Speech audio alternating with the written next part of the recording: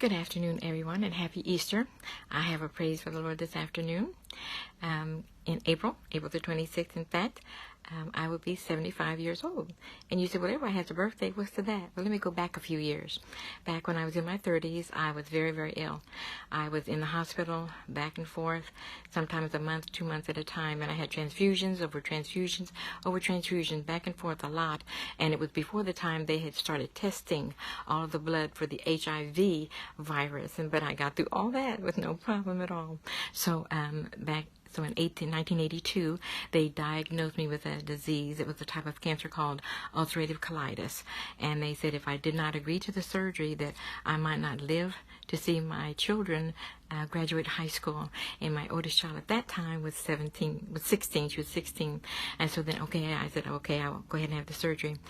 So the young man that was across the hall from me was a young man. He was a father of 5, and he had the same diagnosis I did, the ulcerative colitis. He had the same prognosis with the surgery, and he was going to be fine after, supposedly. Well, then we went to the surgery, and I got through my surgery just fine.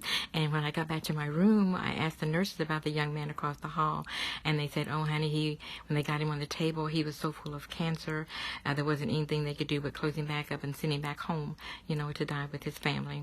So then, going on back down to the years, in 2018, the doctor said one little cell had survived all those years and had grown and become a lump, and it had to be removed, and it was cancerous. And so I said, okay, we'll go through this again. So I had the surgery, but they got it all out, and they examined all around it, took tests, and everything was perfectly clear. So I was perfectly clear of the cancer. Okay, so what does it have to do with being 75? Well, let me tell you this. Remember, go back to when they said in my 30s that I might not live to see my children graduate high school. Well, I wrote this down so I would remember. My beautiful husband and I, we are the proud parents of 5 children. We have 17 grandchildren. We have 22 great-grandchildren, and we have 2 great-great-grandchildren. So God is great, and He's greatly to be praised. God bless you, everyone. Thank you.